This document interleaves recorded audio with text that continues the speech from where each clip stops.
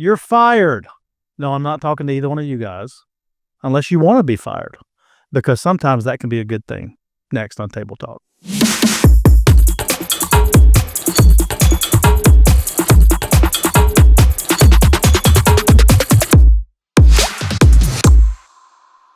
Hey, welcome back. Hey, how are y'all today? Pretty good. Okay. Are you scared right now? It just took me off guard a little bit. I mean, I'm fired in May anyway. Just gonna... Why are you fired in May, Sarah? I have to graduate college at some point, and then it takes me to another place in this world. So, sadly, I have to leave Covenant at some point. Which, by the way, a song has been remade, featuring Michael W. Smith and what's the Australian boys' names? For King and Country, Country. Luke and Joel Smallbone. I love them. Place in This World. Yes. They remade that with Michael W. Smith. Yeah. And Nick is going like, who is that? He has no idea. I know who For King and Country is. I don't know what you're referencing. Okay. A Place in This World that Michael W. Smith released 30 years ago, and they re-released it with him. Oh, I do know that song. Yeah. Okay. Right around when Unsung Hero, the movie, came out. Right. Yeah. Yeah. So you know King and Country. And I know the song now, Place in This World. Okay. Do you know where King and Country originated from? The phrase or the two Australian dudes? Where they came from, Australia. Yeah. Okay. Do you know their older sister? No. Rebecca St. James. Yes. Oh, and really? She has talked to my home pastor before how she said, I think it was her grandfather, or maybe further down the lineage, was a Wesleyan circuit rider in Australia, which is pretty cool. Yeah. Rebecca St. James was somebody that I listened to many years ago. Yeah. So it's interesting that her younger brothers, when they came to the United States, were really young at the time. Yeah. And they've become these people. I mean, they were on their second or third album easily by when I was in high school. Yeah. Like they're established at this point. Very well. I've been to about 4 of their concerts. I love them. Yeah. I quit going to concerts. It is a fun show. I quit going to concerts, by the way. I just quit. I'm going, you know what? They sound a lot better on a recording. And I don't have to spend a lot of money. So, and I'm old. So those concerts are late and I want to go home. Okay. But that's not why we're here today. Nope. I was about to ask. Okay. We're here today because your fire can be a good thing. Say more. Okay. Yeah. No, I want you to guess. I really want you to guess, Nick. How can be you're fired? How can that be a good thing? Besides being on Trump's show years ago. So. In that being a good thing, it's arguable. But metalworking or pottery. There you go. You're getting there. Okay. Agree or disagree, Sarah? Agreed. Yeah. There we go. So that's from the text in the Italian prophet. Y'all remember that guy? The Italian prophet. Malachi. Sorry. Malachi 3. Who can endure the day of his coming? Who can stand when he appears? For he will be like a refiner's fire or a launderer's soap. He will sit as a refiner and purifier of silver. He will purify the Levites and refine them like gold and silver. Then the Lord will have men who will bring offerings in righteousness. So Malachi talks about a refining process. And so getting fired in that process is a pretty positive thing. Yeah. Particularly if you're gold or silver, because you know what happens when gold and silver is refined. Pure. It's pure. Oh, somebody did come up to me, was it Monday? Day after the message and said something about the process of silver. Have y'all heard this before? Where you scoop out all the impurities after you melt it all down? Yeah, but how you know when it's done? How you know when all the impurities are out of the silver? This is anecdotal. I can't prove this, but somebody may research it while we're talking. You know how you can tell when silver is officially refined and all the impurities are out? I don't know, but I need you to know that our sound producer, Alan, is wildly gesturing, and I don't think he remembers that I can't lip read. So why don't you tell me, Kyle? When you see your reflection in the silver. Oh, Al, is that what you tried to tell me? Yeah. Great. Am I right? That's what he said, yeah. Okay. Thank you, Alan. Yeah. He's our fact checker. So I said this on the podcast last year. Thank you. I do remember this. Yes. Okay. Okay. I don't know if you were on a mic or not. Okay. Mm-mm. All right. He's doing great. All right.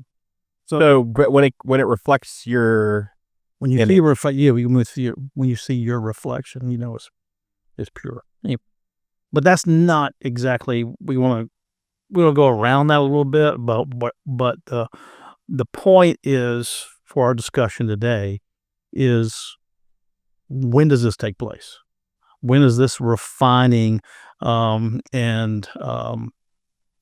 Peter says something about, in trials and suffering, you have proven the genuineness of your faith of greater worth than gold. So it's still alluding back to that deal of refining, of testing, of something in our lives. And both of these are talking about our lives. They're not talking about silver and gold specifically. It was just an analogy. And so when you think about, well, I'm going to see if anything pops into your minds for biblical purposes. When you think in biblical story, in biblical history or whatever, is there stories that pop out that you point to and go, okay, this is when they were being refined. This is when they were being tested. Okay. Obviously, the first one comes to mind is Job. That wasn't my first one. Was it? Oh, How is it your first one? I mean, the whole book is about how, like, he's going through this hard time that he did not inflict, but it's just something that was brought upon him. And the whole book is about him, like, woe is me. All this has happened to me. All of my children have died. Like, I have sores all over me. And at the end of the book, God comes back and says, I was here the whole time. And I'm pretty sure because of your faith, like, I will restore it back to you, even though his friends were crazy and all the things. But that's a really rough That's our interpretation That's an of it. extreme one. Yes. That's probably the most extreme example of somebody refining or being tested. Mm-hmm. I don't know. Do we call that being tested? When we talk about Job, It's hard. Do we talk Some about- people say it was all a big test. I think there's a lot more to be said about that. Good. But We also, okay, and this is just me being maybe pedantic. I do think we need to be careful using that word test when we're talking about God, because there is a pretty obvious implication there, because testing something implies that you don't know what it's going to do. So I think the testing, if we're using that word to be revealing what's there under stress and under pressure, I don't know. I'm wary of people hearing that and saying, well, God doesn't know. Does he know if our faith is genuine? He knows all things. I wonder if the testing is more meant to reveal, like, for us and for each other, right? Because one of the things about Job is 70% of that book is this weird cyclical conversation where Job's buddies are all saying, you must have done something to deserve this. And Job is saying, no, I haven't. So if we're talking about testing, like, yes, what God is pulling out is when God shows up and starts talking is like the end of that conversation. He turns to the friends and says, you were wrong. You need to apologize. Like, so in that testing, Job's genuine faith is pulled out. Where my mind goes is, what's the guy's name? It's Gideon. You know Gideon from the Judges? Yeah. He's a moron. He's great. Well, he put out the sheep's wool. Yeah, and he was just testing God over and over again, right? But like, you know, and he was testing God. He didn't know what God was going to do. Like, fear is a big part of his story. No, we can talk about a bunch of things. We can talk about the Israelites in the wilderness. We can talk about, and the reason I say I make that clarification about testing is, like, Hebrews and some other places in the New Testament talk about Jesus being tested in that sense, and he came out faithful. It doesn't mean that God didn't know what he was going to do, right? I don't know. That's one of those things I had wrong in my head for a while, but I think to the point I hear you making, it's about revealing what's truly there spiritually. No, I was just asking about Just examples. examples in the Bible. What comes to mind? Because I've heard, and I'm not sure if the scriptures tell us exactly this wording. Was Jesus, when he went to the wilderness, tempted by Satan? Does the text say he was tested in the wilderness or tempted? I'm not sure, but a lot of times we think of that wilderness experience with 40 days in the wilderness with Satan. We think of it as testing, but we know it was temptation, right? Let me do some Googling. Those may actually be the same word in original language. Yeah. I think it may be. Give me a minute. Yeah. So at least Sarah and I both had the same J word, Job, Jesus. Yeah, Okay. I guess. Peter, hey, Satan's going to sift you like wheat.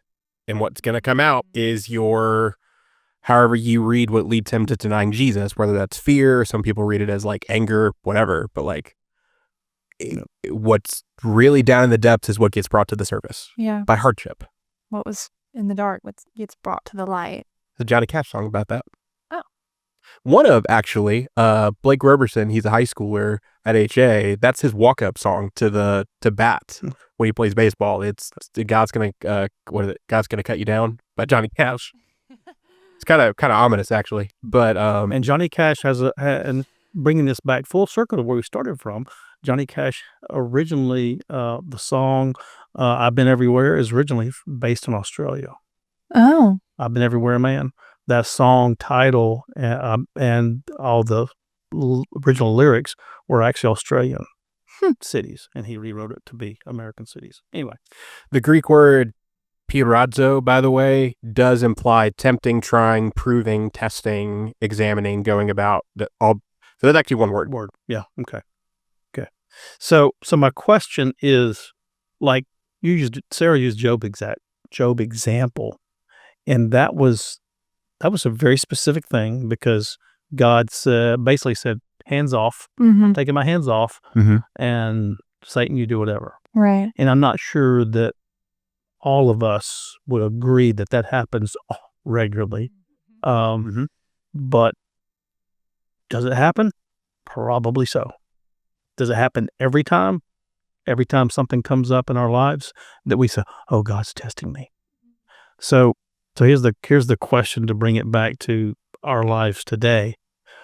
What is a test for us today that we would say, okay, for sure I know this is a test from God?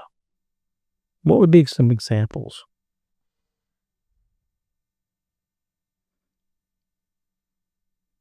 Do we have Jeopardy music while we're okay? Na, na, na, na, na, na, na. Do we even think about it that way? Or do we I don't know, because like, okay, I don't want to get too much into like spiritual warfare, but there are other forces that are at play that like have an effect on our life. And so like the enemy works in the small ways as well as the big ways. And so like sometimes like, people say that you're experiencing spiritual warfare, like to pray against that, to pray and fast against that. And so Satan is mentioned in the Bible. Things like that is mentioned in the Bible. And so it's hard to say whether like God did all of that, or is he allowing that because we have free will? Got any 2 cents on that? I think you wind up, no matter how you slice it, no matter which pathway you take, you wind up at the same destination of God allowing it. That I think that becomes the question regardless. Yeah. In Job, no, God's not the one doing the harm, but there is and a lot of the framework of Job's conversation with his friend and with God is like it's a legal case. Like no matter how you slice it, there is this thing was allowed to happen. So then we have to get to, well, why does God allow spiritual warfare, hardship? Because at the end of the day, it is allowed for some reason. Now we have to wrestle to be like, all right, that reason is still in line with his goodness in that sense. But in this testing stuff, I think a lot about Romans 8, that how all things work towards the good of those who, and I should have the rest of that better than I do, that it doesn't say all things prove good and all things wind up being good. All things work together towards the good, right? Mm-hmm. So I think that whatever Satan's trying to pull on us, whatever Jesus allows, whatever we experience, whatever we obviously sometimes bring upon ourselves, I do think that Jesus is always going after our hearts and like trying to form who we are in that sense. Like, talk about a testing example. I had a buddy who got a job offer and he was really afraid to leave the place he was at. And he was interviewing. He wound up not getting the job, but in those 2 or 3 weeks where he was like, I could wind up leaving my current job, Jesus pulled out a lot of stuff in him where it was like, a lot of fear of leaving, a lot of feelings about some relationships he had with, at his office. Like, no matter however you slice that, Jesus used that experience to test him, quote unquote, and to pull those things out from the depths, right? Right. So I don't know. I guess what I'm intrigued by in this idea, you bring up spiritual warfare, like Jesus always has that end target of having more of our hearts under his domain in that sense, right? Like, hey, that busted part of you that one of your parents hurt years and years ago and you've had it locked down. I'm going to take this thing that's bad, but I'm going to use it to get that. And then you're going to be more open to experience how much I love and care about you. Like, however you slice it, I think the end goal is always him loving us well, even if we don't see it in the moment. And these are conversations that me and my team have had about spiritual warfare and other stuff too. The other thing I'll say is, like, I think it's allowed because sometimes, like, I've never seen a football coach who apologizes to his players for when they're sore the next day. Like, at some level, Jesus is not our coddler, he's our savior, and he is training us, and there's growing pains. Yeah. So I don't know. I don't know how far off base we are here. Now, But- so what's the differentiation between when it's a test and when it's the byproduct of my choices? So where you differentiate there? Because when I look back on my life and anecdotally, I bet you there's some people that I've heard say, "Well, God is just testing me. God's just testing me," and I'm thinking, I don't tell them this. You know, it's your choices that actually caused most of the stuff that you're Right. experiencing. You know, the person with lung cancer who smoked for 50 years. Oh, God's testing me. Okay. Okay. You know, Let's break that down. yeah. So, you know, that's an maybe extreme example, but I think there's more nuanced and smaller examples that I think sometimes we place something upon God when it may actually be just natural consequences. Yeah. But it's still, again, is God, God can use that for the good. Going back to Paul, God can still use them, but in the biblical places where Peter and Malachi were talking about that God's going to do some refining in your life or testing, and two different words there, but similar type thing. Refining sounds a little bit better, you know, maybe not as harsh. Just fine tuning, I guess, would be sort of where I think about that. But that's sort of where I wanted to try to think and talk through for our audience, because in the message this past Sunday, I talked about this, about proving the genuineness of your faith. I didn't go into this detail about how we are tested and how we were refined and what that looks like, because I didn't have time. First of all, Yeah. and It's a real thing. because I mean it's not a quick conversation. I thought we're gonna make it one today. Here we go. So I that's what I was just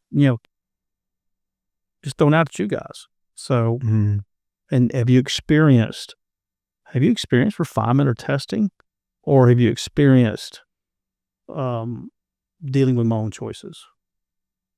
Well, I've experienced both. And again, I really want to caution us from, I'm not saying you're saying this. You were talking about, like, God's testing me. I almost feel like when people are saying that, they're like, well, God doesn't know if I love him enough, so he's putting me in test to see if I will. Like, it's just bad theology. God knows all things. But there's a sense in which, so with that understanding, if we're talking about this testing or trying thing, if it's about revealing what's in the depths, silver, you bake silver, you put it over a fire, all the stuff that's impure comes to the surface, right? In that sense, I've experienced both. I've experienced moments where Jesus is very much like, it's not my own, not the consequence of my own actions, but Jesus is refining me, and there's things in my heart that are coming to the surface that he and I are having to do business about. And in my experience, when it is the consequence of my own actions, he's doing the exact same thing, which I'd say, like, he's very gracious and kind to where, like, he's not punishing me, but he's using all of these things and, like, judo flipping them towards drawing me more towards himself, I have experience. I mean, I'm thinking about the fact that we were in Louisville, Kentucky for basically COVID. And while I can call that God's plan, I know that we were up there because I wanted to be at a certain seminary and do what I wanted to do. Like, that has real impact. And that was did Jesus use that to forge me and Lauren's new marriage? Did he use that to do some really great stuff? Absolutely. But just because he took the dumb thing I did and used it for good doesn't mean I didn't do the dumb thing. Yeah. Right. So I don't know. But I will say that those hardships proved very revealing to me about myself. And I think that's something that we don't process a lot in the church, is like self-deception's a real thing. And sometimes God has to like really pull some stuff out of our blind spots and put it up in our face, because we're not going to deal with it any other way. Yeah. I've had a few moments. When I came to college and I was a dance major and I decided that's not what I wanted to do, it was like, okay, now I want to do occupational therapy, but why did I want to do occupational therapy? And the Lord definitely brought up a lot of greed in my heart. If I wanted a steady job, I wanted a good income, I wanted to do what my parents did. And so like the Lord revealing within me that like your passions are to serve people, and that can be so much broader than you are currently painting it. And so like the Lord brought up greed in my heart that I had to deal with. It's like, okay, why do I want this job to begin with? I want this job so that I can be steady and that I can be predictable. And I was very comfortable in the comfort that I thought that I could have, especially after COVID, when the only steady job was the medical field. And so Yeah. that was something that he tested me. It's like, are you going to step out in faith? Are you going to pursue the job that I'm calling you to? Or are you going to stay in the safe zone where you know, or you feel, because everything is vanity, that I'm going to be where I want to be, even though that's not where the Lord wants me to be? And it took years to wrestle through that. But that was a moment in my own life where he definitely tested me. And I'm so glad that I stepped out into that. I wouldn't be here otherwise. But yeah, there are definitely moments like when the Lord reveals parts of your heart that need to be dealt with. And I mean, it's part of the sanctification process, is to like become more like God, to become more holy, is to identify that and work through it, and to figure out like, how can I set that aside? But yeah. For 2 years before we came here to Dothan, we were at a challenging appointment. And I think the whole appointment process in the former denomination would be a refining of most pastors. Yeah. I mean, because they didn't choose. I didn't choose. You get put at a post. You Yes. get put somewhere.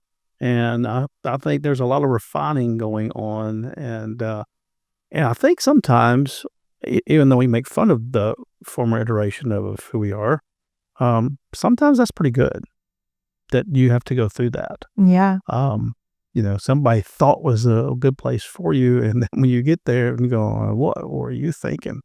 And a lot of us have had to deal with that. A lot of my contemporaries, that you just, okay, God, what are you going to do here? What are you going to do here? Yeah. And so, but because of the 2 years that I spent up there, it actually paved the way to come here. Right. Yeah. So had I not been there, I would have never have met Hayes McKay. Never played basketball with him and stuff. So it wouldn't have happened without that process. Yeah. But I think my wife would, she would definitely say the word testing for those 2 years. Yeah. That we were there, but ended up with great friends. That it's just only been recently that we have stopped being in contact with them, but for years and years we stayed in contact with them. One family from the church that we stayed in contact with, which is wasn't that bad. Yeah. Fortunately, they were Auburn fans, so that helped. So, for the most part, when I think of stuff in my life, I literally don't think of a whole lot of testing, refinement, because I at least in this sense that God's doing this. It's more of my choices. That my choices, then now they're going to reveal. Eventually, they're going to reveal who I really am. Mm-hmm. Yeah. And how I respond to those. Okay, you made a bad choice, right? You made a temporary bad choice, and then how you deal with that does reveal more about yourself, and going through that, you either go one way or the other. I mean, you either are more refined like gold and silver, or you keep getting stuck in the dross and stuff. So, And you just get burned. yeah, Yeah. yeah, and so I can see that, but I'm just putting myself in the place of so many people that put a whole lot more on God that I'm not sure that's not on God.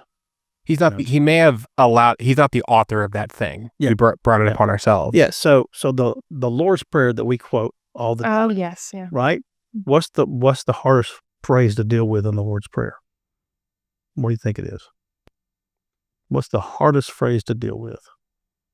I would say, forgive as we forgive others. As we forgive those who trespass against us. Okay. Yeah. Then Okay. what? Lead us not into temptation, but deliver us from evil. From thine is the kingdom. That one? Yeah. Okay. Lead us not into temptation, but deliver us from evil. So- Yeah. Lead us not into temptation. Mm, So that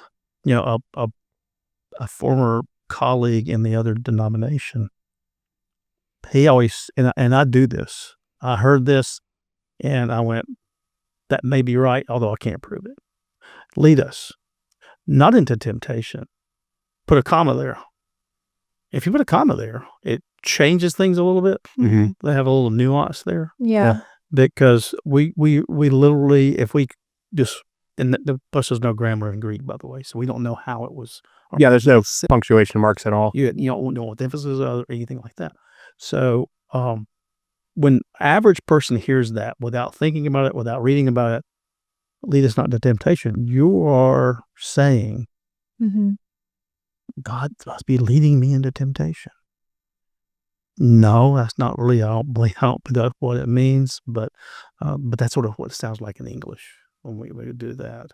Well, if the one thing I'll say is, if we get treated like Jesus because we're followers of Jesus, the second that the Holy Spirit came down on Jesus, he was, quote, led into the wilderness to be tempted. So I think I think it is much less common than we say, but I think there is space for Jesus letting us walk into those situations sometimes. But in those situations, we believe that that again it'll be revealed in us, right? Yeah. Okay. What's in there? Yes. What's there? Yes. It's going to reveal something in us. I'm just saying that so many people just arbitrarily thinking the wrong thing about that and think God's causing this.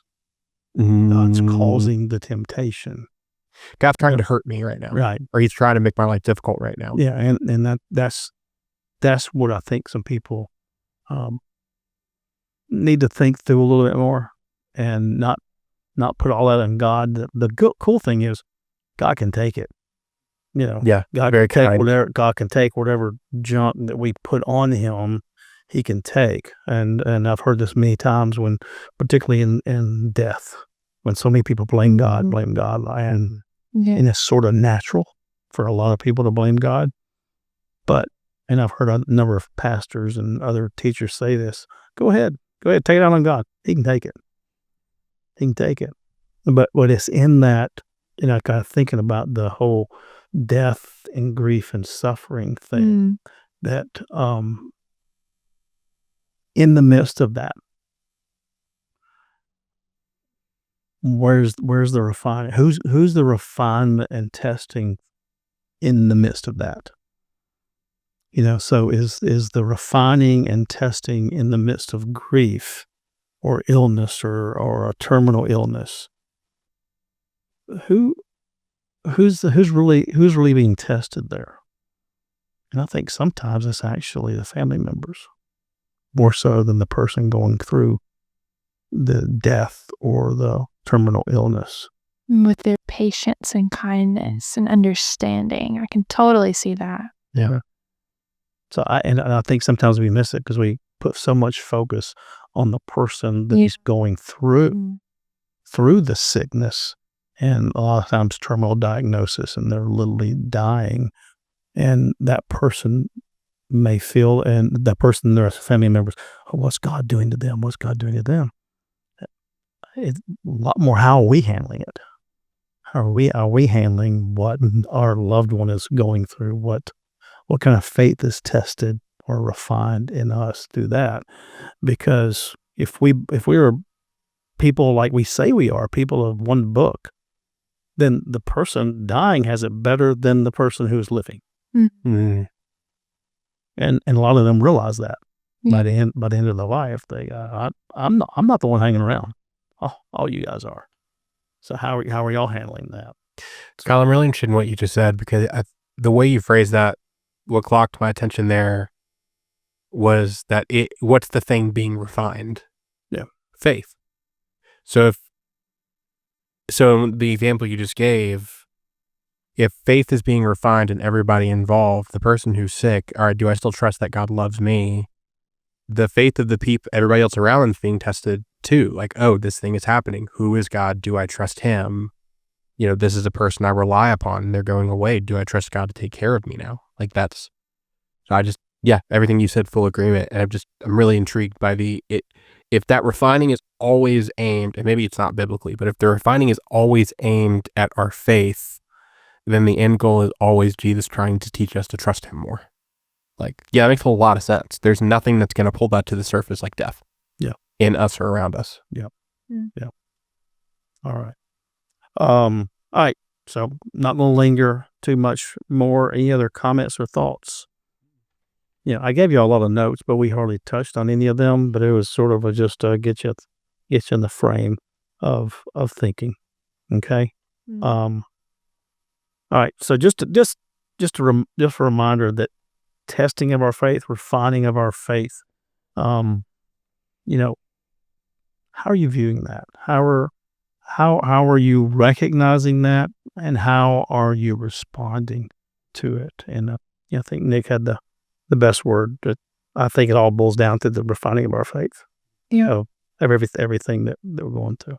I would say that last thing is like, I love working in this church because there are people who are older than me who have gone through seasons before me that I can turn to for counsel or things like that. And so like watching people who have gone through these seasons before and seeing how their faith has been strengthened through it, how they haven't left because of it, but they've been strengthened through it. And there are big inspirations, but also guidances for us who are younger and things like that. But I'm glad you didn't say that you're being tested just by being at this church. I'm glad you didn't say that. So it makes me feel good. God's refining me. I'm having to deal with these covenant people all the time, all those staff people. So I'm glad you didn't say that. So, all right. Yeah. Well, thank y'all for hanging around a little bit today. May God bless you. And whenever you feel like you're under testing or being refined, please recognize that, sometimes that is God. Sometimes that's you. Sometimes that may be Satan. Yes, he is the devil. He's prowling around there seeking to whom he may devour. So, but no matter what happens, that it's your faith that's being refined, no matter what the cause is. Thanks. Have a good day.